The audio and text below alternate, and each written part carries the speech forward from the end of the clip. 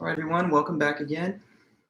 Just have a few minutes, or really just a few seconds until 12:45, but hope you're all doing good and having a good week. Get ready, and we'll just get started here in just a moment.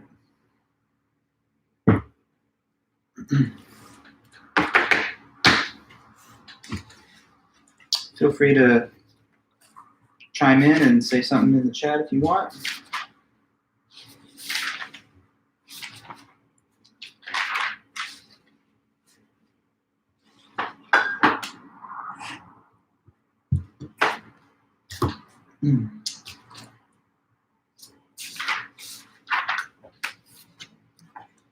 Hi, Austin. Good to see you. All right, guys, it's 12:45. To all those that are here, welcome back. Do leave a comment to keep your attendance record kind of established. Hi, Anthony. Good to see you, too. So the plan today is just to continue going through these notes on fallacies from Chapter 5. We covered almost all of them from the ambiguity fallacies on Tuesday. And today we're going to try and open up the discussion of the second category, which are the fallacies of relevance. Yeah, and then the lesson today on fallacies of relevance is important for the upcoming homework assignment. The homework assignment I will be assigning to everybody right after class, so I'll send the notification just when we finish. I have one more class meeting after this for a different group, so I'll probably post the announcement after 4 o'clock pretty much, because that's when I'll be free.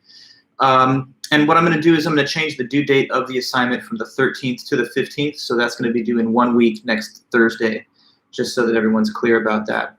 And once again, good to see you guys, Jonah, Ian, Ariana, Tatsuma, Prue, Mateo, Khan. Yes, and we will review those for sure. That's my first plan to start the meeting today, just to review the last topics, and then we'll continue from there.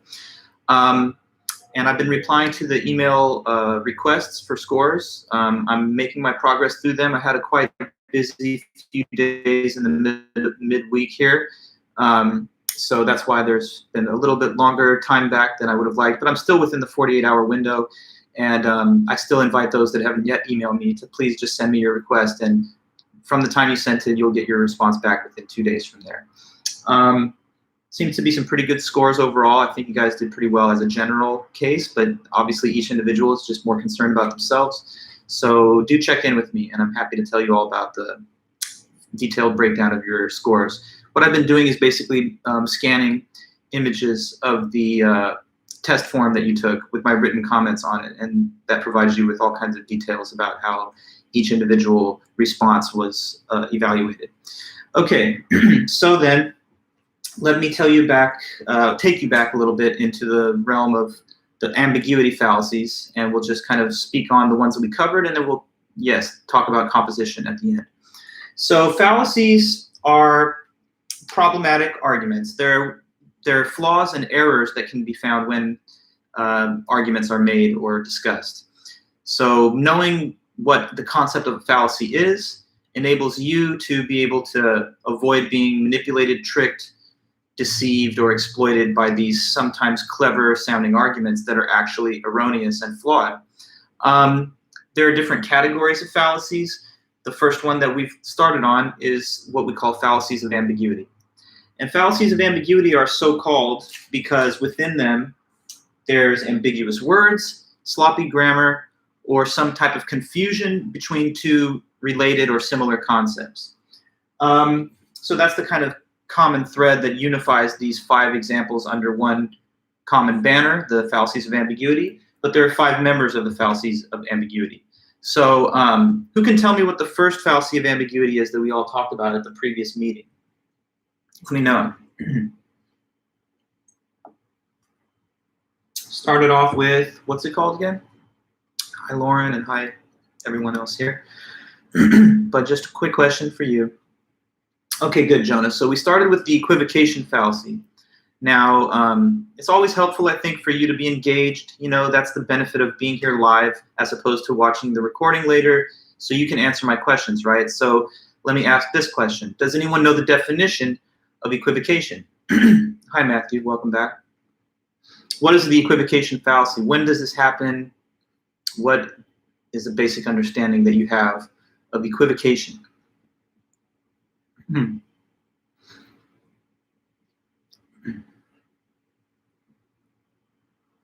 Hello, Preston. Good to see you.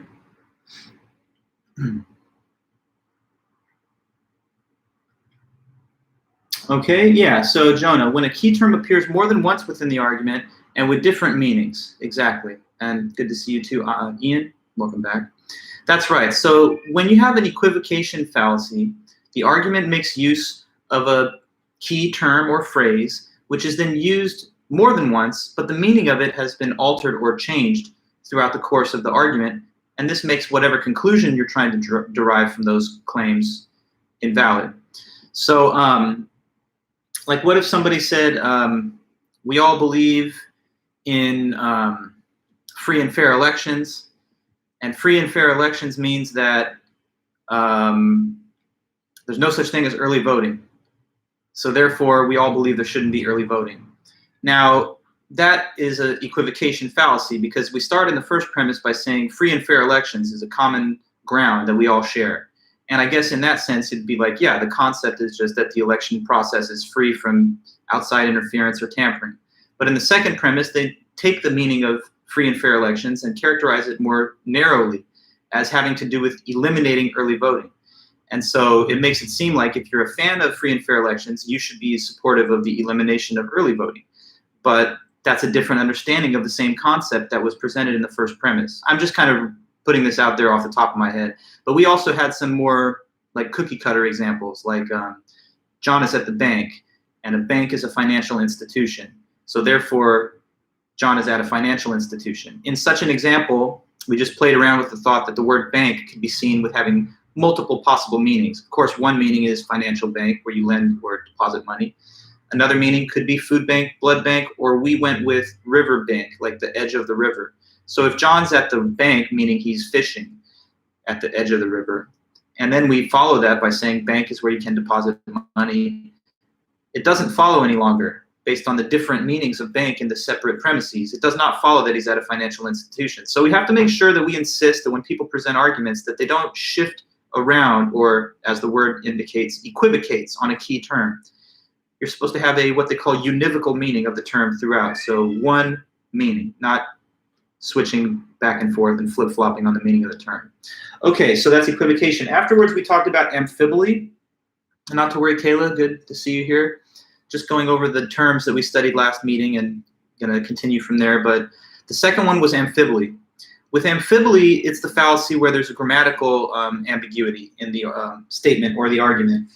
So with amphibole, there's a grammatical mistake in the argument which allows more than one conclusion to be drawn, and that's why it's ambiguous. So take, for example, a statement which names two male subjects and then generically refers to one of them as he. Like Bill and Ted were having an argument about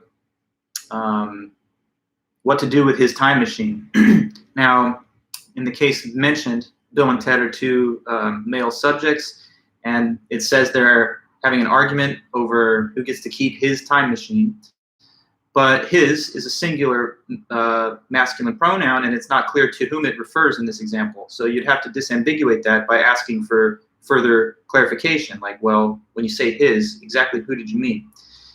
So sometimes, with arguments or with just written statements or communication that we engage in, we mess up the grammar. It becomes unclear to what a particular piece of speech refers in the given sentence, because there's a number of subjects to whom the pronoun or whatever could attach, and unless it's grammatically phrased in the proper way, we're not able to say.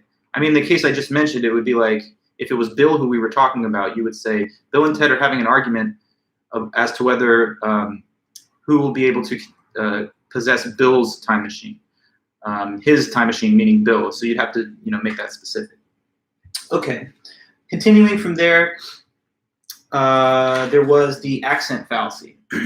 So what's accent fallacy? This happens when the meaning of an argument or a statement changes depending on which word or phrase within it is accented or given some type of emphasis. So with speech and with writing, we have the ability to place emphasis on given words, either in the way we say it or in the way we write it. In speech, there's this sort of characteristic intonation that happens when you're trying to add emphasis to a part of a sentence or statement. So in one example, we were told that imagine a mother comes back to the home and sees the shed has been burned down by the daughter and is upset with the daughter and basically says something like, why did you do this? Didn't I tell you don't play with matches? And the daughter can now retort back, I know, Mom, but that's the thing. I wasn't playing with matches. I was conducting a science experiment with matches, so I didn't actually do anything wrong. But obviously with adding the emphasis to playing, it transforms the understood meaning from don't touch matches, don't use them, to just don't do funny little games and play time with them. But it's okay to use them otherwise. Obviously, that wasn't the point of the delivered message from the parents, so that would be one case of an accent fallacy. Sometimes, I don't know, you might sign on to like a user agreement when you go to some type of website, and you may not notice that you violated the terms. And it perhaps could be because in the way that you're notified that you're in violation, they place accent or emphasis on a term in the user agreement that you didn't necessarily think was that important. I don't know. I'm trying to make these cases, at least in some ways, more relatable to you, because these things can and do happen in real life.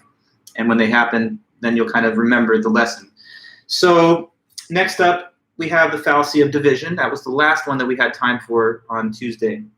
So the division fallacy happens when a person incorrectly assumes that the characteristics of a whole group have to be found in each member of the group. So the characteristic of a whole group is incorrectly assumed to be a characteristic of each member of the group. So like, for example, you can say that Harvard is one of the top schools in the nation, and take some guy that's failing out of Harvard and say he's a member of the school, so he's one of the top students in the nation. But not necessarily. I mean, you can have bad students at a good school, just like you can have bad players on a good team, or just how you can have quiet people in a loud family. So it's not always true that each member of a group has a feature that the group as a whole has got. And that's what the division fallacy is, when a person makes such an assumption. Another case given in the book talks about the relative height of men as opposed to women. Men are taller than women as an average fact. And then if we simply supply the name of some given man, like Danny DeVito or, I don't know, Kevin Hart. I mean, Kevin Hart's pretty short. He's not as short as Danny DeVito. Let's go with DeVito. Men are taller than women. Danny DeVito is one man, so therefore he's taller than the average woman. Not necessarily true. Here's another one I could give you, along the same lines while we're talking about men and women. Men earn more money than women. That's also true on average. Of course, you know that it's not true in every individual case. There's some women making more than some men, and some men making less than some women. But as a general phenomenon, perhaps this has to do with like socioeconomic or gender inequalities, if you will. Much has been said about women receiving less pay for similar work. That's something, I guess, that we should all try to make progress on in the future. But anyway, setting that aside, men make more money than women. So my dad is a man, therefore he makes more money than my mom. That's not necessarily true. Just because as a statistical fact overall men make more than women, that doesn't mean that in an individual family that the higher earner has to be the man. It's not necessarily the case, in other words, that each person who's a member of the group, men, has a feature that the whole group has when you consider it at large. Okay, so division. Just try to review those things. Now, to finish off that category, we had one more, and that's the fallacy of composition.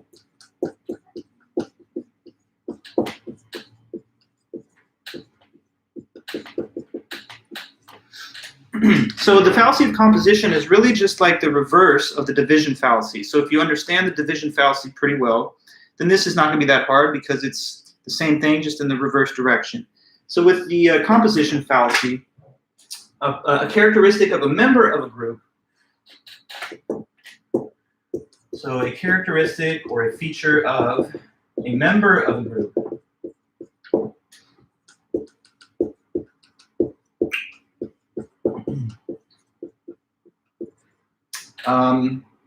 is incorrectly assumed to be a characteristic of the whole group.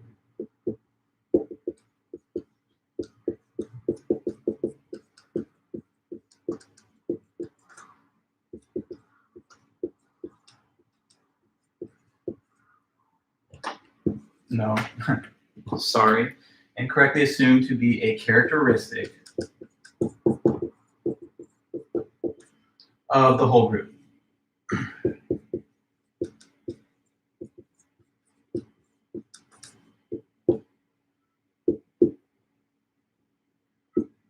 So there's our brief statement of the definition of the composition fallacy. When I showed you the division fallacy, I also mentioned that there's a kind of general form that takes. And the form of division was group G has characteristic C, first premise. Second premise, X, some individual, is a member of group G, and therefore X has the characteristic of the group C. In this case, though, the format of composition, oh, not to worry, thanks, Noah, good you're here. Hopefully it's on the mend now, your computer. Are you using it? Are you using a different device? Well, either way, though, good to have you here. That's the definition of the composition fallacy, and there's a certain form that it takes. So it's kind of like this. Some individual X has characteristic C.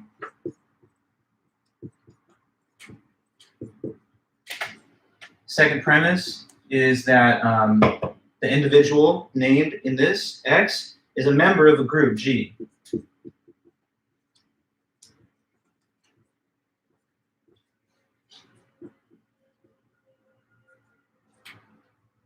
So the conclusion of the fallacy would be that the group has the characteristic C that the individual has. So group G has characteristic C.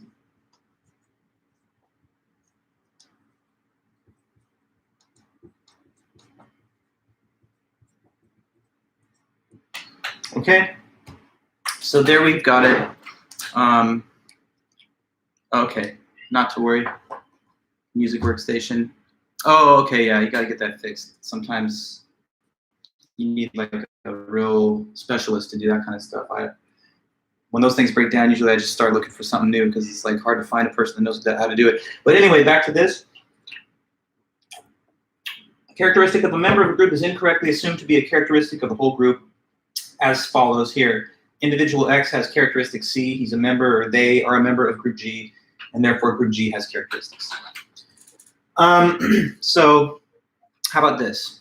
I'm a highly educated person. I have a doctorate, so I went all the way with school.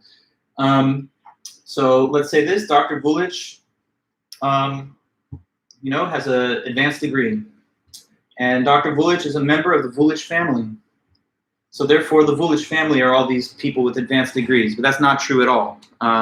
If you know me, I'm actually the highest education in my entire family, going back generations. So we had some humble beginnings. Aside from me, there's I think 1 or 2 people that got a master's. But the point I'm trying to make is that just because I'm one member of a group and I have this feature, it does not imply that the whole group that I am a part of has the same quality. Along similar lines, you could say that the rooms in the hotel are small. Like room 101 is small, and room 101 is a part of the hotel. So therefore, the hotel is small. But that's obviously not true either. You can have a big hotel with a bunch of small little rooms. So just because individual parts have the feature being small, that does not mean that the thing which they compose, hence the term composition, when they come together, is also small.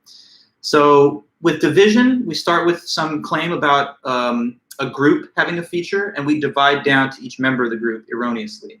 In composition, we begin with an individual element or member of the group, identify a characteristic that they have, and then use that as a basis to conclude something about the whole. So this goes from the parts to the whole. That's why it's called composition. And the other one goes from the whole down to the parts. That's why it's called division. But in either case, we can see it as a fallacy. Oh yeah, I have an old hard drive that Noah, just sidebar, it's not related to this, but when I was in graduate school, I had a desktop that I was holding on to from my old undergrad days, and it was getting very old by the time I finished. But I had so much work on it, I didn't want to take a different one. And eventually the computer broke down. I kept the hard drive thinking someday I'm going to need to find a way to unlock this hard drive because it's got so much graduate studies and other things I was doing, but I never found a way, or at least I never made the time. It's pretty expensive to do that, especially with an old computer. But back to the thought here. Let me give you another example, and this is also from the book. So sodium is dangerous to human beings. Chloride is dangerous to human beings.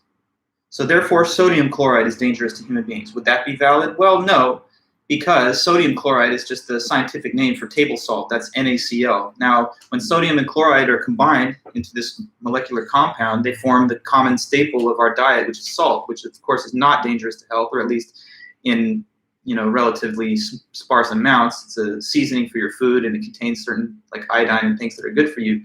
So just because the parts are dangerous doesn't mean that the whole that they form when they combine is also something dangerous to you.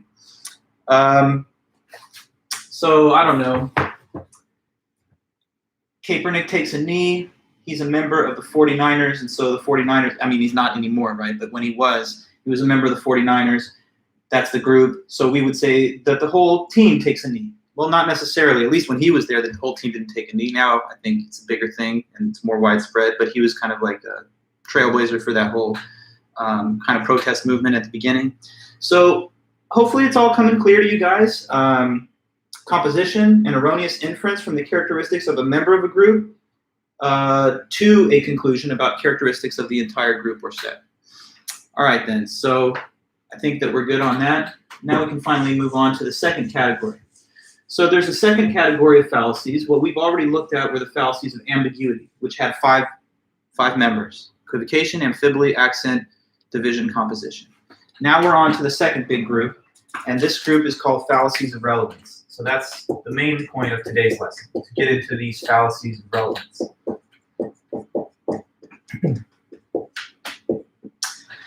So first I want to give you the general definition of the category, and then we'll show the names of the whatever 7 or 8 members of this category. So what is it to be a fallacy of relevance? Okay, fallacies of relevance happen when one or more of the premises in the argument is irrelevant or unrelated to the conclusion. So when one or more of the premises in the argument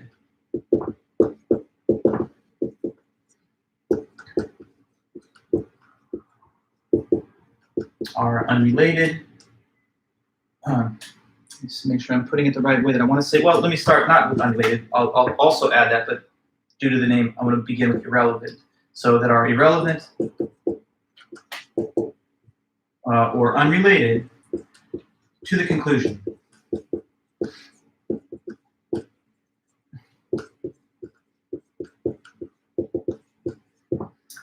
Okay, so one or more of the premises is not relevant, is not related to that conclusion.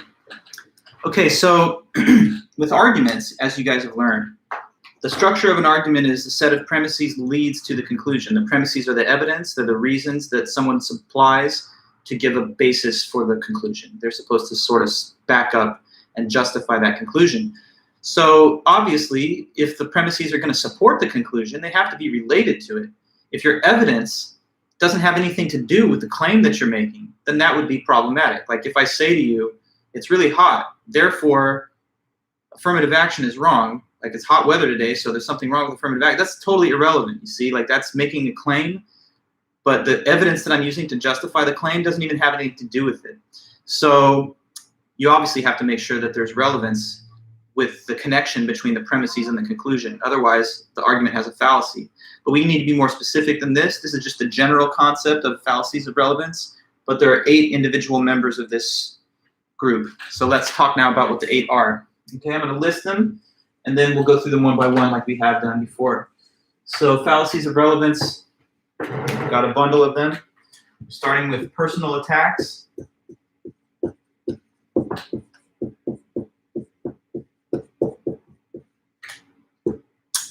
Appeal to force.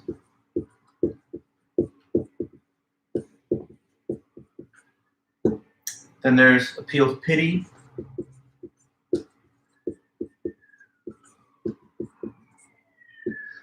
Popular appeal.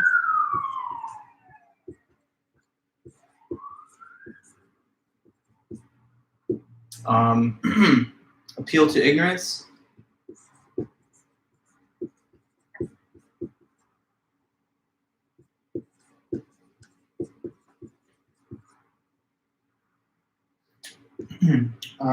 Hasty generalization.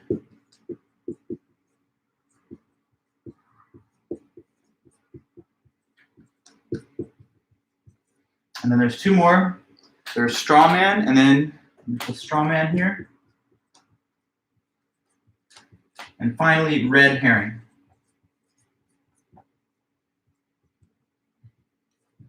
Okay, so these 8 terms, these 8 fallacies that are all under the same general umbrella of fallacies of relevance, we're going to try and learn what they are, talk about examples, understand the definitions. So that's our plan today.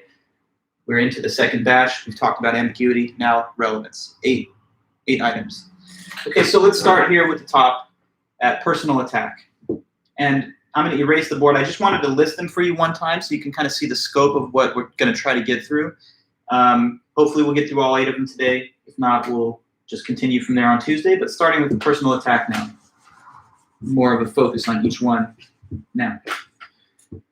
Okay, so the personal attack fallacy. One thing I'll say about it to start is that it also has a second name. So personal attack is kind of the most informal, everyday way of putting it, but it's got a more technical sounding old school name, which is from Latin, and it's the term ad hominem. So you'll sometimes see that the fallacy of personal attack is referred to in other places as ad hominem, and sometimes in our own book they talk about that as an alternative label. So just so you know, ad hominem / personal attack, same thing. What does that mean in Latin? It means to the man. Like, so instead of, well, we'll get to it in a moment as I give you the definition, but instead of responding to the argument someone made, you're now attacking the person instead of the argument, which is not okay. Okay, so what is the personal attack, aka ad hominem fallacy? So this is when, instead of presenting a logical counter-argument to someone's claim or position, you attack the person personally. Okay, so instead of making a logical counter-argument,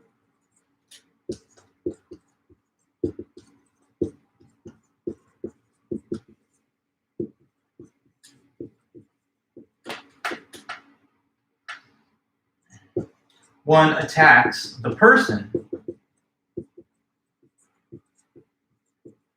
who presented the argument.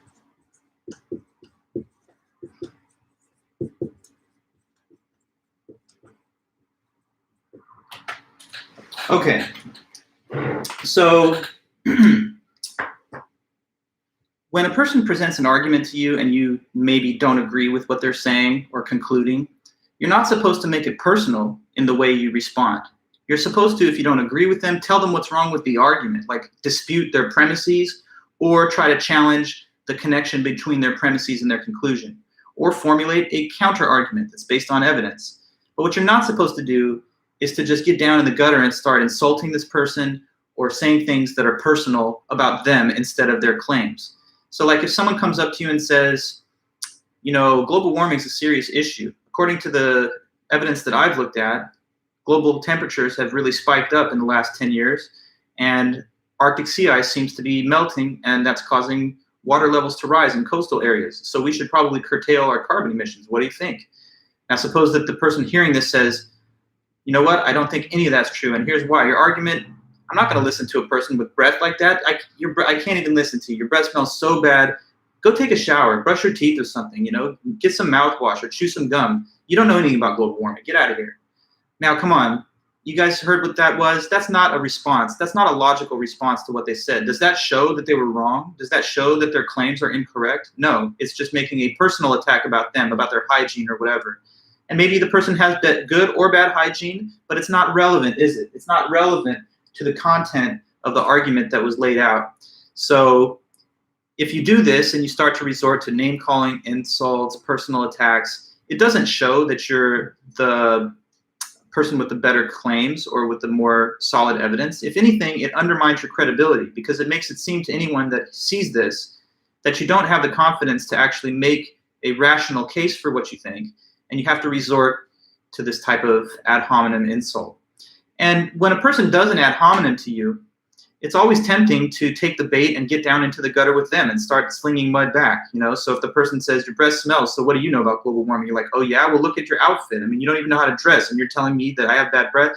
Now the conversation has gotten totally off the rails, and we're no longer even discussing the original topic, and we're just exchanging mutual insults and hurling invective back and forth at each other. So that's not what you're supposed to do if you want to be a logical person and not just like an emotional wreck that gets angry every time someone says something that you don't agree with. So ad hominem attacks, they're not rational, they're fallacious. Sometimes people do them, sometimes people that we respect even do them, but we're not supposed to follow that example. And this is a well-known fallacy that's been discussed throughout the centuries. In the book, it says this, they give some examples. So in Rowan County, Kentucky, there was a clerk, Kim Davis, who refused in 2015 to issue marriage licenses to same-sex couples. And some of her critics fired back at her and said, how is it that you're not going to sign these marriage licenses? I mean, you've been divorced 3 times. But that's a personal attack also. I mean, if she had some kind of credible or logical reasons for not wanting to participate in the changing policy, then you would have to defend the suitability of the policy in criticizing her behavior. You shouldn't just talk about her own personal marital history. That makes it a personal attack rather than an attack on whatever basis she has for doing the things that she's doing. Here's another one. Someone tells you, I think that the universe is so big that there's bound to be life out there because there's life on this planet, and it can't be a unique thing that only happened once. And the other person's like, well, you know what? I mean, you're insane. I can tell that you're insane. You're stark raving mad. So who listens to a crazy person? You have to take on their argument itself. If you don't agree with the claims they're making, then point out what's wrong with their claims, or point out why the evidence isn't there to establish the things they're saying. But once you start just getting into, again, the personal attack way of responding, you're the less effective reasoner and interlocutor. Another case mentioned in the book, and this one's kind of funny. So Pat and Chris are having one of those lovely moral debates about the concept of abortion. Pat says, Chris, I think abortion is wrong because it ends the life of a living human being. What do you think about that? And Chris says, oh, you know what? You're just a narrow-minded religious fanatic. And then Pat is like, oh, yeah? Well, you're a baby-killing Nazi. What do you think about that? Now, these two people are just getting into insults, this kind of tirade against each other, but they're not at all addressing the larger issue. Is abortion right or wrong? Is it? Why? Why not? But by attacking the person who presents the argument, you've done no work towards establishing why you think their argument is false or why perhaps your other position is better. So the textbook also talks about how we can sometimes distinguish 2 categories of ad hominem. I don't want to make this a big deal because I don't want you to think about it in too much detail, but there is something to say about this. There's the abusive form of ad hominem, and then there's the circumstantial form. With the abusive form, we directly attack the character of the person themselves. In the circumstantial ad hominem, we attack the person's circumstances or background. So, as an example, suppose that Raul says to you that we need affirmative action as a policy because it's necessary to counteract the effects of bias in hiring and admissions. Long-standing patterns of discrimination there have to be addressed, and they have to be addressed with some type of quota system like affirmative action. Now, suppose someone hears Raul's argument and says, come on, Raul, you're Latino, though. I mean, why would I listen to you if this, obviously you think it's going to be a good idea because you would benefit if it was, applied. Well, look, you're not supposed to consider the identity of the person making the argument when you form your critical response. You're supposed to almost act as though the argument is just coming from an anonymous source, and it's the argument that you're looking at itself, not the person who presents it. So it doesn't matter if Raul is white, black, Hispanic, or anything else. It's his argument that you would want to respond back to. Of course, a person cannot control or determine, what those circumstantial factors are about them. So we just look at the argument itself, and if you have a problem with it, then you should be able to show what's wrong with it by presenting counter evidence or some kind of counter argument. Father says to the son, hey, I caught you smoking. Why would you do that? Listen to me. I'm telling you right now, cigarettes are very bad for you. They're addictive. They contain carcinogens, and they can easily eventually compromise your health. Child says back, come on, Dad, look who's talking. I mean, you smoke a pack a day, so I'm going to keep on smoking. Well, the child's response is also an ad hominem, because in the way they respond, have they argued that cigarettes are safe, or that there's actually it's not true, this claim that they're so dangerous? No. Instead, they just attack the father for being a hypocrite. He's doing one thing and saying another. But even if they are a hypocrite, that isn't relevant, is it, to the larger issue of whether or not cigarettes are good or bad for you? So that would again be an irrelevant ad hominem. Okay, so I guess hopefully it's pretty clear at this point. I've given you a variety of examples. This can be done from people of all stripes, okay? So, I mean, a lot of times in political theater and in the media, you'll see people slinging ad hominems back and forth and avoiding some type of actual topical issue that they could be debating. So when you attack a person's appearance, manner of speech, you know, like with Biden, right? Sometimes they'll be like, oh, the guy stutters. I don't want to listen to anything he says. But that's really just a personal attack. What about the things that he's saying, though? On the other side, you know, people could have argued, oh, well, Donald Trump is trying to make these arguments politically about policy, but the guy's orange. I mean, I'm not going to listen to this big-ass orange guy. This is, like, ridiculous. Again, though, that would be an ad hominem. You would want to look at the actual content of what the person's saying. And if it's fair to criticize it, that's no problem. But it shouldn't be that you merely lodge a personal attack. Okay, so personal attacks ad hominem. If you have questions about it or anything to add, feel free at any time, but I think that's my spiel on this one, at least for now. Okay, so I'm going to keep moving forward.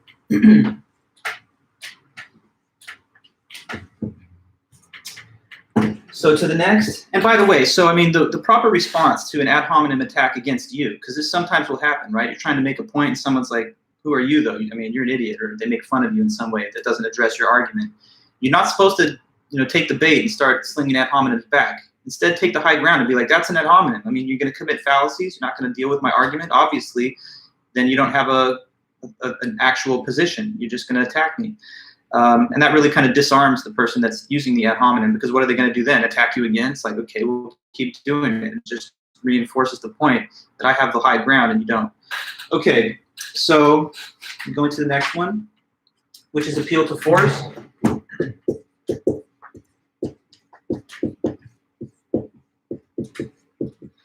Appeal to force is also sometimes labeled by the alternative name of scare tactics. So that's in our book as well. So I'm just going to give both of them here for the sake of convenience. Appeal to force, aka / scare tactics. Okay. So now with the appeal to force fallacy, it's pretty easy to understand. This is when you threaten or actually use force to get another person to back down off of their position and to accept yours. So when one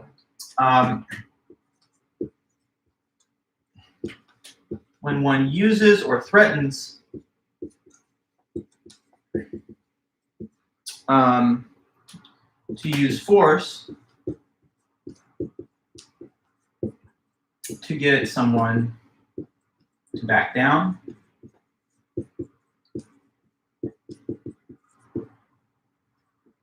or accept one's position.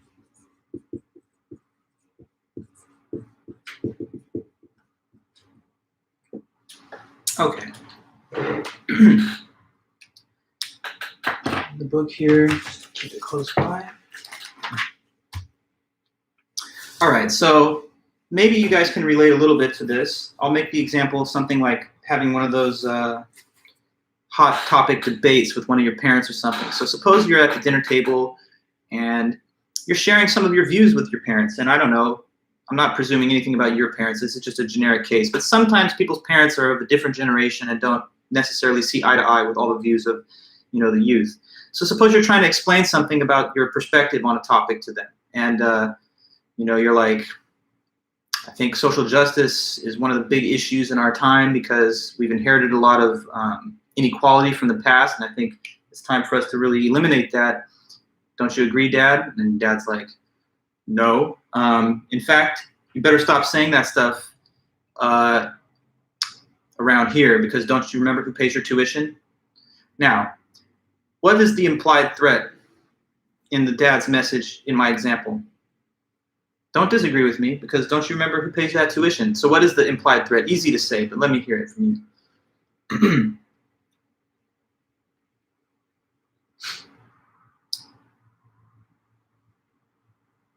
Scammers use this tactic a lot. Oh, the scare tactic type of thing. You mean like they'll tell you that if you don't buy this product, something bad will happen to you? Yes, that's a common tactic that's used in advertising, marketing. We'll talk about that too. So Trevor, yeah, that they'll stop supporting you. So it's an implied threat to revoke tuition payments or whatever.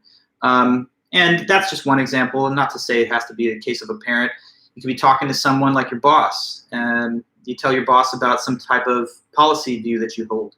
And they say, well, you know what, I couldn't disagree more. And, you know, I don't want people working at this place to have those type of opinions. You understand me? Now, in this case, the boss, again, is threatening termination of your employment unless you back down, accept their position, or whatever.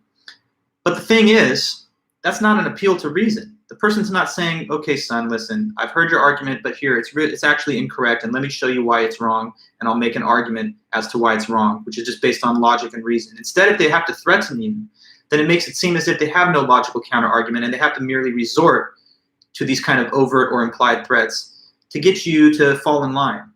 I always wonder how it is for a person who uses this type of scare tactic, because how satisfying can it really be to gain compliance from another person based strictly off of fear of you making good on a threat? I mean, at the end of the day, even if the person acquiesces to your point of view, it can't feel that good that they did it not because they agreed with you on reason, but rather because they're afraid of whatever leverage you hold over them or whatever threat that you might be able to make good on.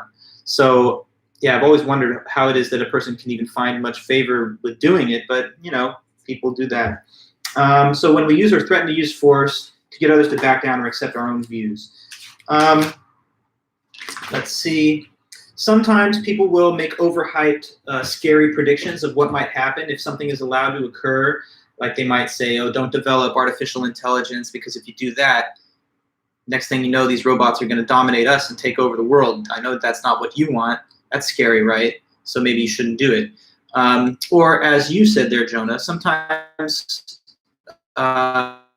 scammers, and not even just scammers, but sometimes even mainstream products and services that are being marketed to you are being marketed on the basis of a scare tactic. Like, have you seen commercials where they show like an old person on the ground with like a broken leg and they're like, buy our security system? You don't want that to be you, right? And it will be you if you don't buy this system. Obviously, that's not necessarily an appeal to reason, because it doesn't demonstrate the likelihood that the scenario will occur, or it doesn't describe the kind of category of people who might actually need the service. It's just sort of appealing to your fear of finding yourself in a compromised position. So, yeah, so anyways, that's all some examples for you. Now, let me say this, though, and this is also in the book. You need to also understand, though, that sometimes when a person warns you about something, it's not necessarily a appeal to force scare tactic. The difference would be whether or not the thing they're warning you about is something that they're threatening to do, or whether it's just something that in the nature of things is actually a danger for you. So if like someone says to you, don't drink and drive, because if you get behind the wheel drunk, you very easily could cause an accident, hurt yourself, hurt other people, damage your property, and get in legal trouble. So that's why I'm telling you, therefore, you shouldn't drink and drive. That's not an appeal to force, because I'm not telling you, if you drink and drive, I'm going to kill you, or if you drink and drive, I'm going to hurt you. Instead, you're just saying it's a natural consequence that you're likely to bring about through that irresponsible behavior. So it's only truly a scare tactic if the person who issues the threat or intimidating statement is the one who is trying to make it seem as though they have the power to harm you or do something you don't want. That type of scare tactic is very bland. It leaves no room for any sort of foundation to be built to back one's argument. You mean which one, Noah? Like the case given of the drunk driving example, or do you mean, well, you'll have to clarify. I just kind of couldn't quite tell, or whether or not your comment came from an earlier part of the discussion, but I take the point. Yeah, and I mean, obviously, like a very clear case would be someone saying, like, stop saying that before I beat you down. Stop saying that or I'm going to hit you. But it doesn't necessarily need to be literal force, like violence. It can be, but it can also be revoking of favors. It can be financial, legal, familial, etc. The case of the dad and the virus. the dad tells the kid, don't believe that, or else like you don't live here, or don't forget who pays your tuition. I don't even remember this example about a virus. Am I just losing my train of thought? I know that I said something about a dad who you try and make the case to them that there's issues with like social justice or the environment or whatever, and then in reply to that, they threaten to throw you out of the house. Oh, security software. Okay, virus. We're dealing with the pandemic. So I was like, virus? I mean, anyway, yeah, I get what you're saying now. Yeah, that's a good example. But you say it's a bland one and it leaves no room for any sort of foundation to be built to back one's argument. Correct, correct. Okay, good. We're on the same page. So appeal to force, everybody. You don't need to appeal to force. You have the power of reason. When people say things that you don't agree with, make the rational argument against them. Or if you can't, maybe it's time to reconsider your own position. If you have to resort to getting mad at people, threatening them, it's probably a sign that you need a better basis in fact and evidence to support your claims. Because usually people who run out of reasons are the kind of people who resort to these scary tactics. Okay, so that's another one. And we're just gonna keep going down the line. Next we have appeal to pity.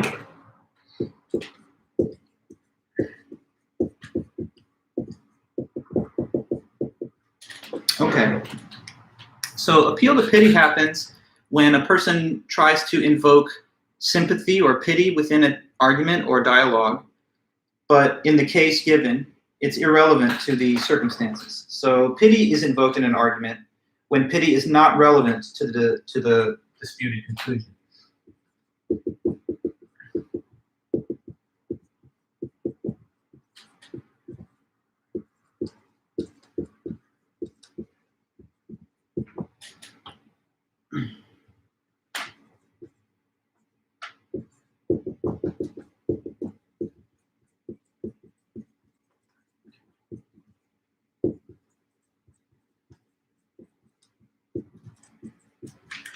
So pity is a feeling you have when you feel sorry for somebody. You know, like, take pity on me because I'm having a hard time. I just, you know, a dog just died or something, or I just had a breakup. You know, when bad things happen, it's nice to show sympathy and concern for others. The only thing that's a problem, though, in terms of fallacies, is when a person tries to utilize some appeal to pity or sympathy, but it's not relevant to the circumstances at hand, or it's like a weak excuse in comparison to the seriousness of the situation. So like one example of this that the book mentions is, yeah, exactly, Noah. I was going to talk about cases just like that, because as a professor, you can imagine, right, if you're in my position, that you're going to receive some type of requests like this. People saying, you know, I'm having a tough week. I was dealing with like some depression after I watched this really sad movie, and now because of that, I would like an extension on my work. That's one possible case. I was going to start with the officer giving you a ticket, because that's in the book too. So you're speeding, you're going way beyond the limit, and so for all, you know, practical purposes, you're eligible to get the ticket. The officer, you know, stops you and pulls you over and walks over and says, okay, I'm going to have to cite you. No, that's not, yeah, you can't get an A, sorry, Noah. Anyway, I'm going to have to cite you because of your speed. Sorry to say that, but I'm going to have to, you know, take you down for that. Now you say to the officer, please, officer, don't do this. I just had a bad day. My partner, I just found out that they've been cheating on me. You know how that is. When I can't even focus. I can't even focus on the road. My mind is just all over the place thinking about how could they do that. They really betrayed me, officer. So, I mean, don't you feel sorry for me? Let me have a warning.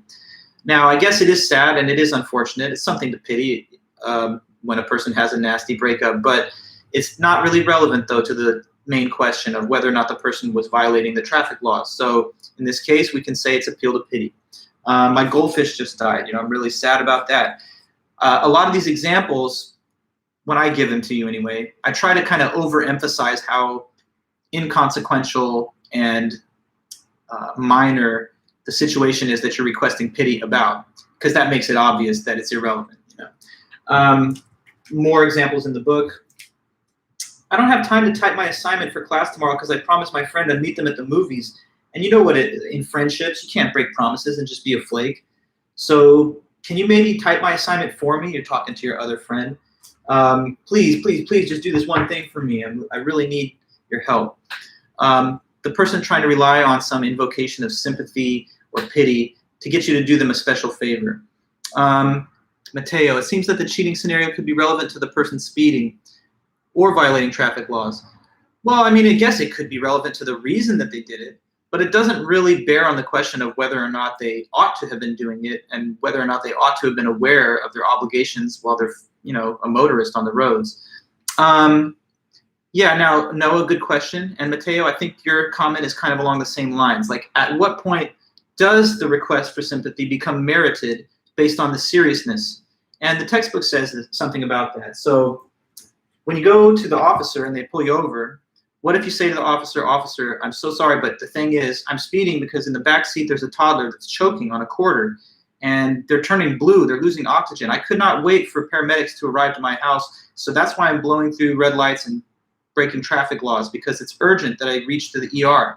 Now, in that case, if you're the officer, you should use discretion. You should probably determine that in this case, the typical appeal to pity fallacy is not really in play, because it's so important and urgent when we're talking about life and death that you can't just stand back and like cross your arms and be like, "Haha, don't give me your pity story. I'm writing you this ticket. The child's going to have to wait." So yes, if the student comes to the professor and says, "Professor, I was in a traumatic accident yesterday and I'm in the ICU with a head injury," the professor should not say, "Well, appeal to pity, I don't feel sorry for you. You've got your assignments. Those are your obligations, so don't hit me with all this stuff."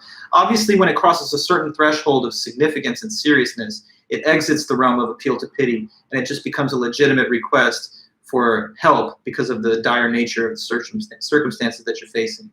Yeah. Well, of course, I don't know. It is kind of a humorous case, but it's mentioned in the book. It says here, "Please don't give me a speeding ticket, officer. My toddler who is in the back seat swallowed a nickel, is having trouble breathing. I have to get her to the hospital right away." And here's commentary from the editor.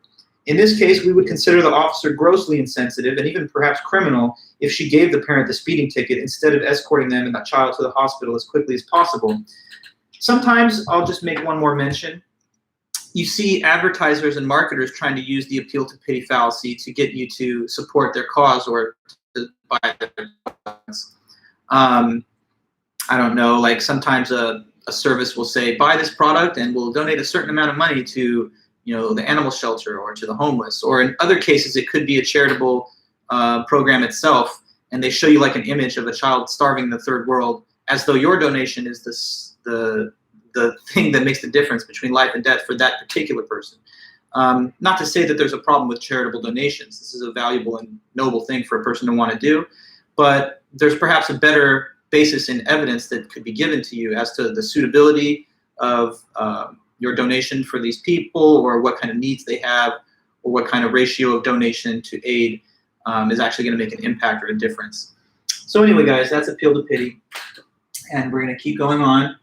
I'm tempted to think of those Humane Society ads where they show you all those animals that are suffering or that have been injured, playing the Sarah McLachlan song. Again, that's a worthy cause, but perhaps we could be told in a bit more of a rational way why it is that demands our attention. Okay, so appeal to pity. Sometimes people call it appeal to emotion, but I'm just going with the labeling that our text prefers. Okay, so as we continue from there, we've got a couple more. Next, it's popular appeal.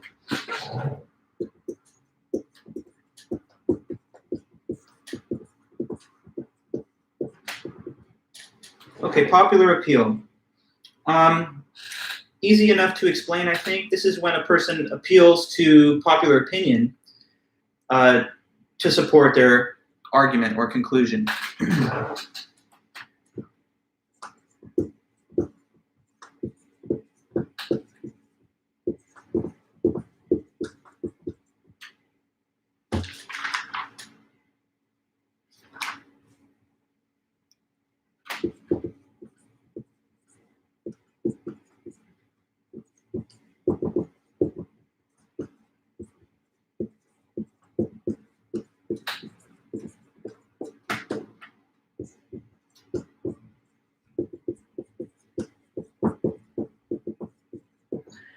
So when a person appeals to popular opinion to support their conclusion or their argument.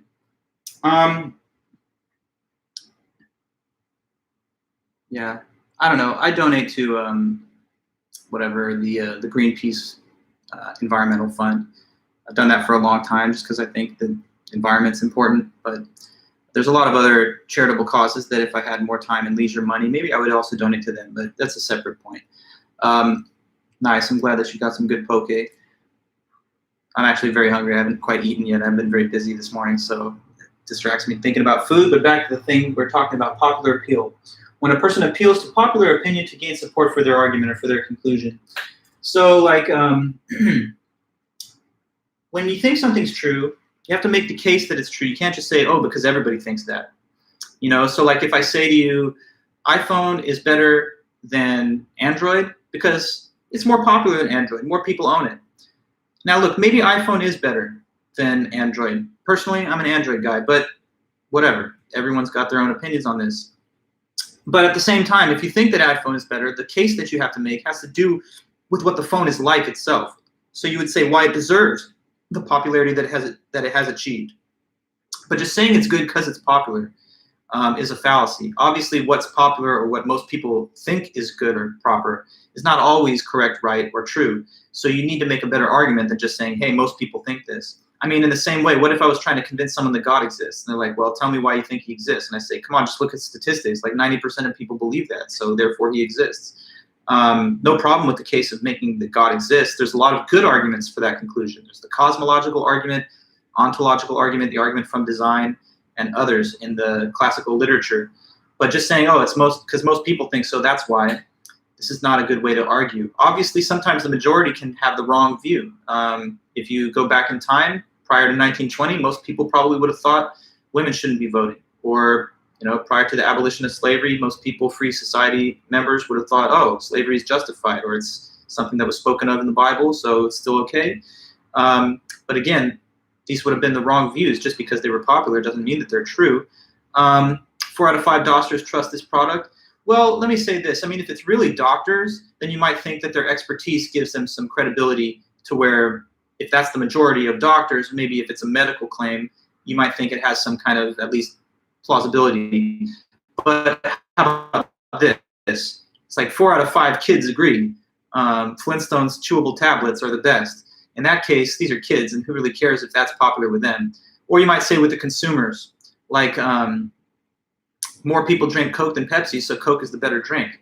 Not necessarily. I mean, you'd have to argue why you think it tastes better, not just say it's better because more people like it. In a way, that's kind of circular almost. Or how about if somebody said, you want to know what's the best movie? Just tell me what's #1 at the box office. That's got to be the best, right? Because the most people are seeing it.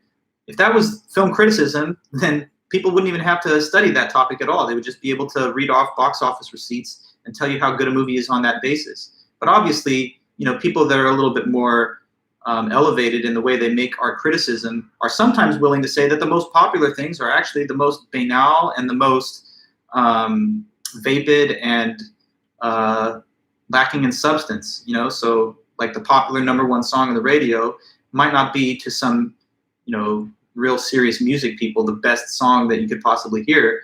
But again, the popular appeal fallacy would make such case. Yeah, well, doctors of past generations prior to like, I don't know, 1950s and on, cigarettes were really not fully well understood for a while. Everyone was smoking inside, and, you know, you have the professor standing in front of class smoking a pipe. It's a different world now. I guess we've made progress, hopefully. Okay, yeah, so other examples from the book. Suppose it says, hey, most parents think that mandatory testing is the best way to measure student performance. So therefore, it is the best way to measure student performance. But just because a majority of parents believe that, that doesn't mean that that's the expert consensus if you talk to like people in the field of education. And that's what it says here. The fact that most parents agree with mandatory testing is not sufficient by itself to support the conclusion that it's a good measure of how well schools are doing. We need controlled scientific studies to determine the relationship between student test scores and how well a student is doing. Now, another subcategory of the appeal to popularity is what some call snob appeal. And that is when the popularity is bound up with a popular celebrity or endorsement sponsor of like a commercial product or service. So, you know, like LeBron James drinks Sprite on this commercial. So therefore, Sprite is a great drink. And in that case, the only argument being made is because one very popular athlete or celebrity is using the product, that suffices to illustrate that it's a good product. So it's not necessarily majority opinion, but rather the popularity of the person is the basis for making your argument. Once again, though, I mean, LeBron James and whether Sprite is good or not has to be argued on the basis of the drink and its actual merits and qualities internally to the drink. So just because it's popular or because one popular person thinks so, it's not a good enough argument.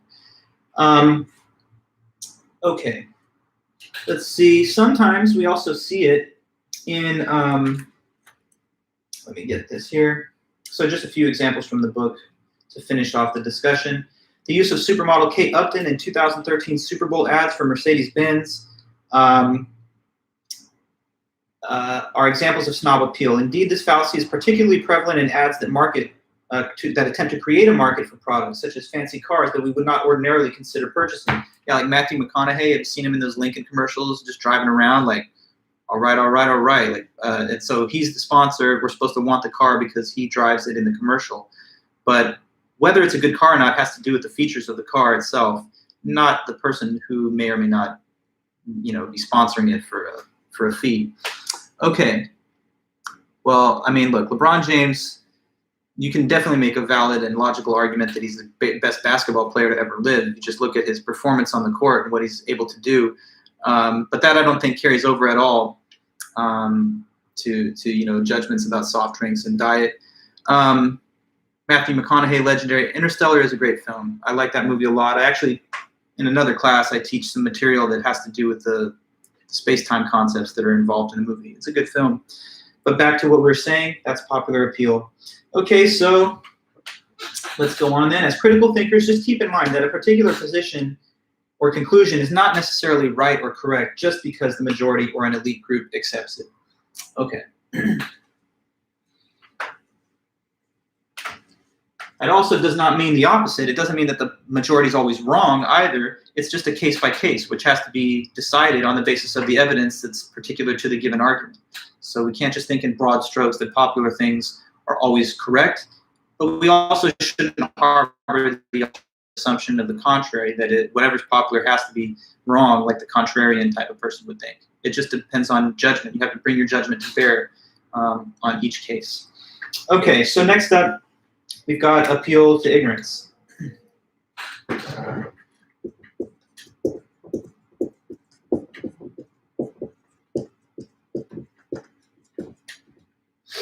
Okay, appeal to ignorance is a fallacy that happens. It's a fallacy that happens when we argue that something is true only because it has not yet been proven false. Okay.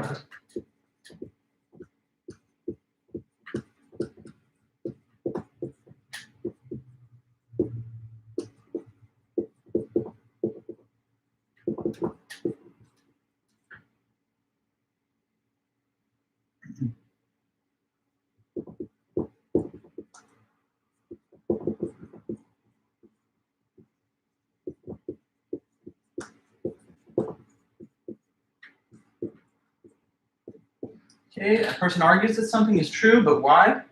Just because it has not been proven false. But that's not evidence that something is true.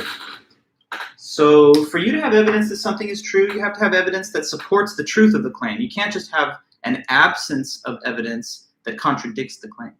Okay, so like for example, what if I told you, hey guys, listen to me, aliens are real. Aliens exist out there. And why am I saying this?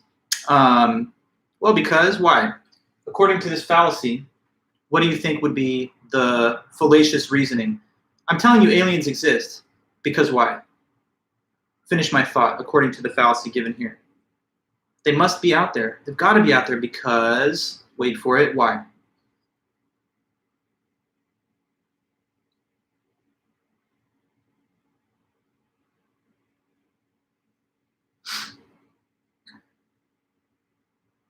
Just let me know. I'm saying aliens exist on the reason why. Because you can't prove they don't exist, exactly.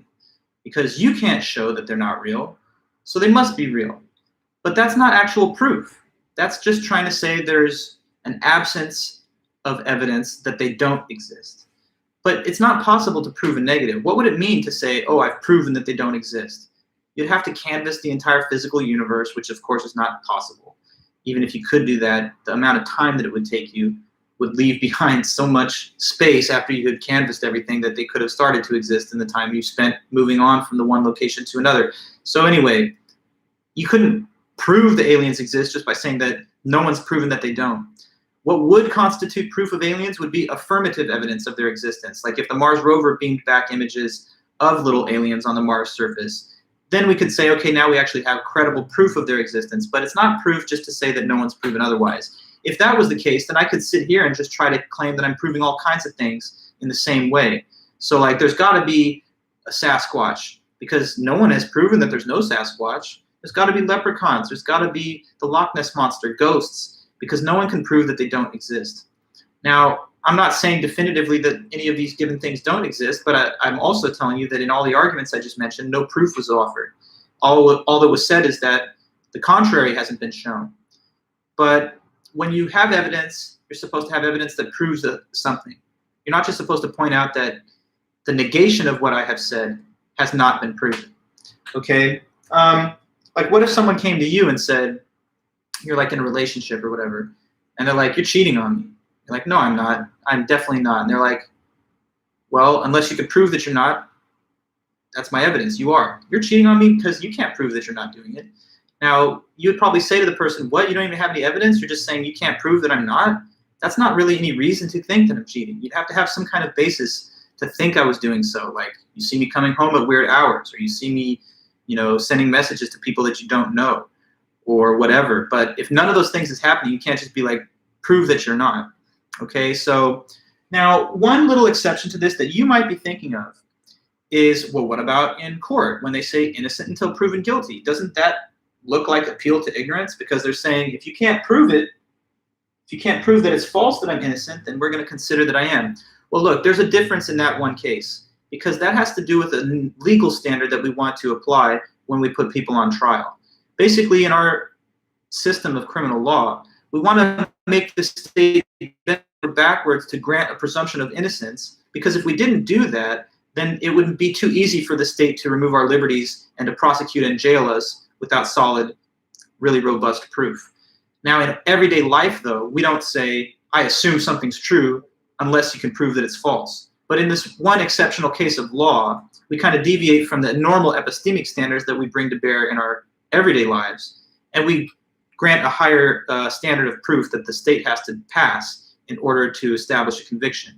We don't want to make it easy for people to be convicted by the state.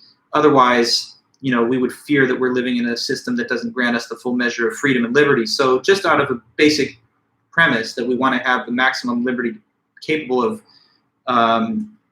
providing for an ordered system of government, we grant the presumption of innocence in law. But in everyday life, we don't grant the presumption of truth unless something has been, unless the contrary has been proven. Okay. Yeah, well, I know sometimes people are thrown in jail while on trial if they, wait, let me see what you're saying. Well, it depends. If some people can make bail and then other people can't, and it depends on the nature of the crime, whether the court decides that they're a threat to the community, then they can set bail terms or they can refuse to give them pretrial release. But you can't say with blanket just generality that in every single case, everyone is thrown in jail while they are on trial. Some people can await the sentencing or the verdict if they've been able to make a bail payment. But anyway, yeah, so appeal to ignorance. Let me see if there's some examples in the book that I could add to this. Someone says aliens don't exist. No one's been able to prove that they do. That would be another case. Like I gave, they do exist because people can't prove that they don't. We could turn that around in the other way and it would still be the same fallacy. They must not exist because you can't prove that they do exist. So yeah, guys, it's important to know that you have to have actual evidence in favor of a claim, and you can't merely prop up an argument or a conclusion on the basis that the opposite of it has not been proven either. So let's move on then to the next, which will be hasty generalization. Yeah, it's based on a financial basis, or they plead guilt or take a deal. Yeah, well, there are arguments about the elimination of cash bail, and to be honest with you, that's a tricky one, because I find that people of good faith, reasonable people, see this both sides of that argument. Some people think that cash bail, like you're arguing, I think, Noah, creates an unequal system of justice, because those that have access to greater wealth can more easily bail themselves out and not face the full measure of punishment under the law. But other people say that if we eliminate bail and we replace it with a system which gives more power to judges to decide who is a threat to the community or not, that bias could infect some of those judges, whereas bail at least gives people the ability, if they can raise the money, to get out. So I don't know, but I lean more toward the argument that bail is a problem and it should be at least modified or revised in the next years. Anyway, interesting discussion. So let's continue from there. So that was appeal to ignorance, and we just have a couple more of these. So what's next is hasty generalization.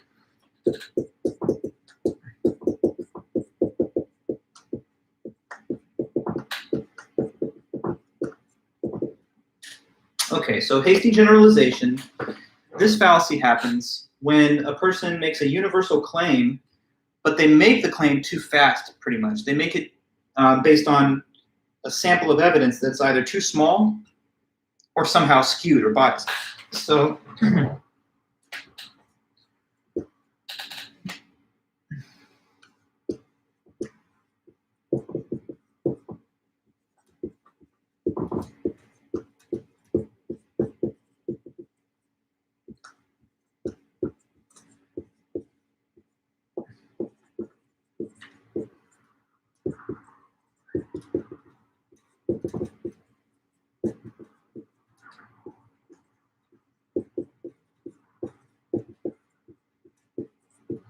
okay, a person makes a universal claim, but they make that claim based on a sample that is either too small or not representative, biased. Okay, so let's think about that. What is a generalization, first of all? A generalization is a all statement. So it's like, you can say it's a universal claim. If I tell you that all crows are black, that's a generalization about crows. I'm not saying one crow is black or a couple of them. I'm saying it's general. In general, all of them have that. Okay?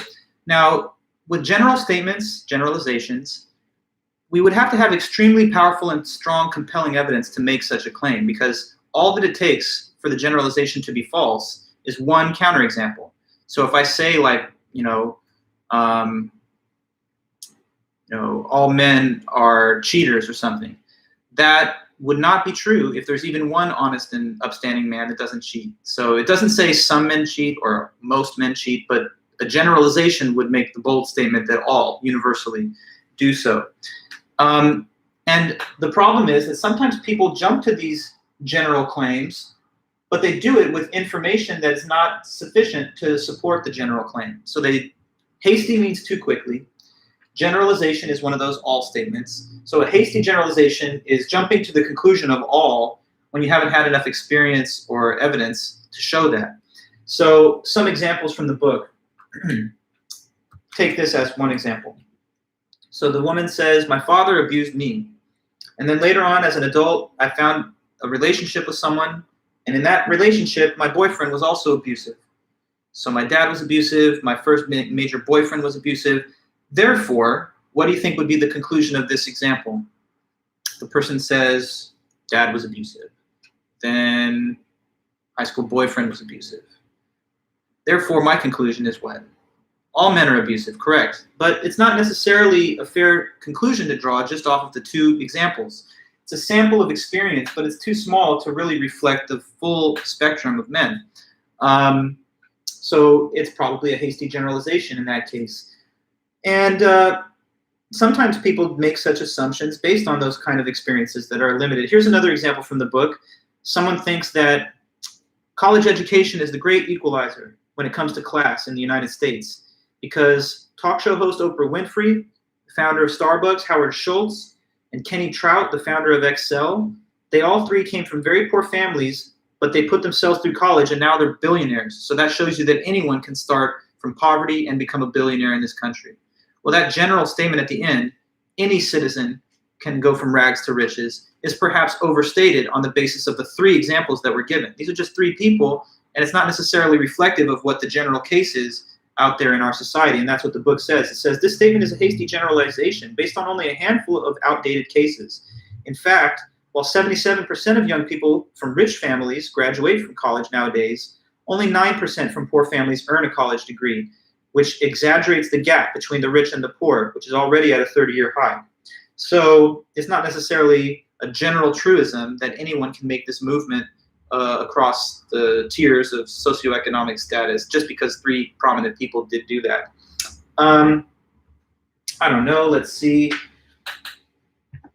Any stereotype that is formed is sometimes formed on the basis of hasty generalizations. You know, you're like, I lived in this community and I had one person that was not nice to me, and then my bike got stolen. So this whole community is just a bunch of deviant, like, thieves and stuff. But if you just had a few experiences, it's, again, perhaps a hasty generalization to draw this sweeping, broad conclusion. General statements require extensive, large, up-to-date, unbiased sample of evidence. So the problem is that people like to think in simple terms. People like to think in all or nothing terms. So they just want to say, you know, all women are unfaithful, all men are abusive, you know, fill in the blank. You can think of other perhaps stereotypes that some have. But the world's more nuanced than that. Even when there are patterns that are sometimes generally true, we don't want to sweep everyone together in the same category and make the proper kinds of distinctions.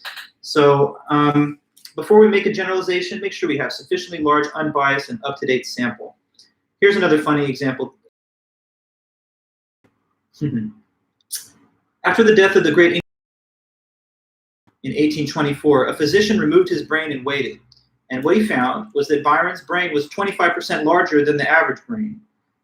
And so news based on only the one example spread throughout the whole scientific community, contributing to the myth that there is a connection between brain size and... So they just used this prominent poet's brain size as the one piece of evidence, but it was just an anomaly, just an outlier. And we know scientifically today that there's no correlation or connection between mere size of the brain and native intelligence and so on. Ironically, this idea that brain size contributed to high intelligence was discarded later for kind of almost racist reasons, because the phrenologists were starting to notice that, like, African Americans were generally having different and shaped skulls than, like, European and Eurocentric people. And that was then used as a basis for marginalization of African Americans, saying, like, okay, well, there's something to do with intelligence that has to do with head size. But that was running counter to what they already thought they had established with Byron, that a bigger brain means you're more smart. So they didn't want to concede this point when it came to black people, essentially, and that's when they had to revisit their, you know, consensus thinking. Anyway, hasty generalization. You see it a lot. And there's 2 more terms in this batch under fallacies of relevance. So let's see, I can certainly get into one. Hopefully I can do both. If I don't do both, then I'll send you guys the notes on the last one. But one more of them is strawman.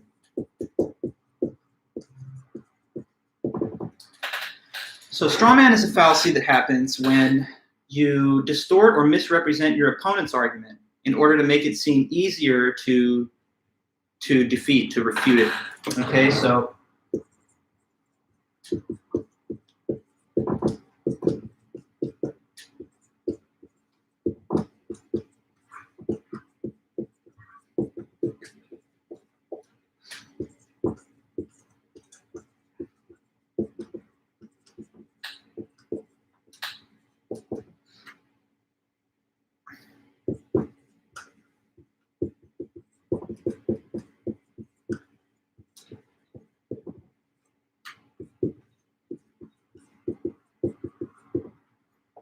okay, so when you distort or misrepresent your opponent's argument to try and make it seem easier to refute. So strawman, it's got an interesting name. It's supposed to call into your mind like an image of like a scarecrow, which would be literally a man made out of straw. Why is it called this? Okay, because when a person makes an argument to you, if you take their actual argument and you switch it up and you report back to them a false version of what they have said. Now you're not actually replying to the real man's argument. You're replying to this like fake straw man version of what they said. So here's the real guy giving you his argument, and you take it and you tweak it and you make it sound way worse, more extreme, or more simple. And now you're replying to this fake zombie version of what they actually said, which is the straw man, not the real person's actual view. Okay, so like here, I'll give you some examples of this. Somebody says to you, no, let me see your question. Would labeling people racist to make their argument invalid be a valid example? No, I think that's maybe more in the realm of the ad hominem, but it depends on the context of the argument. I mean, if people are arguing about like genetic engineering, and then you say, hey, you're racist, I don't know if that would actually be relevant at all, or if like you were arguing about something completely unrelated, like, oh, global warming is real, what do you think? And they're like, come on, you're racist. That would be irrelevant, but it would be a personal attack, unless the argument you're talking about has to do with race. But I digress. Let me get into this. Suppose that a person comes to you and they say, look, we should maybe consider changing our drug laws. We have a federal standard which says that marijuana is criminalized in the same way that all these other narcotic drugs are. And at least with marijuana, I don't think that it has the same addictive potential or the same destructive health properties. So I would say maybe we should change the law about that drug. What do you say? Now, take this opponent to come back and say, so let me understand you. What you just said is legalize every drug. How insane is that? I mean, if we do that, then people won't be able to finish school, hold down a job, take care of their kids. People will just be smoking crack in open society. Come on, buddy, that's terrible. Your argument's terrible. What was wrong with that response, though? The initial argument didn't say, hey, let's legalize all the drugs and have a free-for-all. The person had a more nuanced argument. They were saying that when it comes to drugs, some of them shouldn't be penalized in the same way as others. And they're talking about marijuana. But if the person's response is, so you think we should just give people freedom to take any drug that they want, that's out of control. Well, that would be the wrong response because that's a straw man response. The person didn't say this, but now they're being misrepresented as having said something way more off base than what they really did say. Or how about this? Let me ask you if you can spot what might be the red herring reply. Somebody says, I don't know about a border wall. I mean, when it comes to interdicting drugs that might be passed through our borders or having a control over the flow of immigration, I don't really think that a costly physical barrier is the best way to get to those goals. It's probably going to cost too much. It's not going to have the desired impact. And at the end of the day, there are other more sensible alternatives to a border wall. What do you think? Now, what do you suppose might be the strongman response to that patient and careful argument? So a person comes back and they're like, oh, so let me understand you. You're saying, can you finish from there and give the mischaracterization, overhyped, like way more radical version of what the person's argument actually was? Can you do that? The initial argument, the real argument was, a border wall is probably costly and ineffective. Therefore, we shouldn't pursue that policy. Noah, maybe we should legal. Okay, well, it's not the example. Trevor, you're answering my question. So you're saying that we should have no borders, so that we should just like let people in no matter what, that we should have absolutely no immigration controls? Come on, if that's the case, then we're going to be overrun with too many people and we'll never be able to support our own people. So your argument's insane. But here, did the person actually, and there you go, Noah, now you got it. Did the person say, let's have open borders and just bring people in if they want with no checks and no controls at all? They didn't say that. They said one proposed policy, which we've never had in our entire history, is not a sound way of achieving these goals. But now they've been characterized as saying, I don't believe there should be any limitations to immigration or any standards, which is not what the person has said. That's a straw man. And if that was done, the person on the receiving end of the straw man should call it out and say, no, I didn't say that. That's a straw man. You're trying to twist my argument to make it sound way worse. How about this?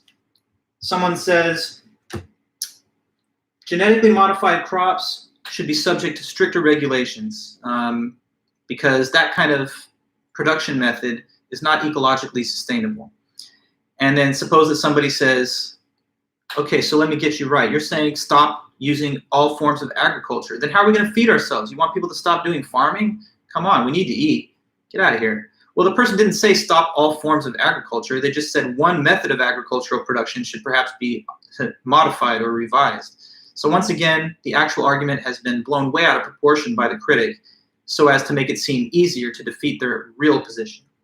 I'm opposed to legalizing same-sex marriage because what those people want to do is force us to all have same-sex marriages and eliminate heterosexual marriage. That's not the accurate representation of the view in favor of marriage equality. So that would be another perhaps straw man to make it sound more sinister, aggressive and destructive of norms than it actually is. So I guess we've covered straw man, at least in some good depth. There's one more, and I won't be able to deal with it in the last 60 seconds right now, but I'll send you guys some notes on it and we'll open up with it as we start on Tuesday. And what I will also do is I'll send you guys the instructions for the second homework assignment, which is going to be due in 1 week next Thursday. So you'll be able to do it now that you've learned about the fallacies of relevance, because the homework assignment deals with the fallacy of relevance. There you go, Noah. That's another good one. Someone says a woman should have the right to choose because it's her body and the developing fetus doesn't have the same status as a person that the mother is. And someone might say, okay, so what? It's okay to kill babies? What if I've got a toddler? You just want to kill them too? What an insane argument you're making. But the person didn't argue for that. They argued for something different. That'd be another case. Good. Okay. Cool. So we're done for today, guys. I'm going to, as I said, send you the follow-up note and also the instructions for homework 2. It'll be due in a week. Just so that you know right now, it's exercise 5-3 on page 151 and 152. It's part 1, and it's letters A through Z. And all you have to do to complete it is to name the fallacy of relevance that occurs in each passage. In each passage, A through Z, there's a fallacy of relevance. It's one of those 8 that we've studied. Well, we've studied 7, and one more is going to be in your notes that I'll send. So if you really want, I guess you could delay doing the homework until after Tuesday's meeting so that you have a little more information on it. But I think you could probably complete it successfully even before that if you just follow this lecture and read the notes that I'll send tonight. In some cases on this homework assignment, a few of the letters do not contain a fallacy. So really there's 9 possible responses. The name of one of these 8 or the words no fallacy. But just to give you a hint, there's not that many that have no fallacy. There's just a couple. So don't overuse it if you see, if you look at that homework assignment. Okay, well, anyway, instructions to follow, but I just gave you the verbal description right now. We're out of time though, so for the moment, let's break. Are we all good, guys? If so, please let me know in the chat, and then I'll close off the stream, and I'll see you guys back after the weekend. In the meantime, I'll reply to every single question I receive about the midterms. Some of you have already been able to do that, and if you're waiting on a reply, not to worry, I'll be getting with you shortly. To those that have not yet emailed me, please do, and I'll send you your grade. Okay, perfect then. Thanks again. Have a nice day, and I'll see you back after the weekend. Let me know if you need anything. You can email me anytime. Okay, bye-bye.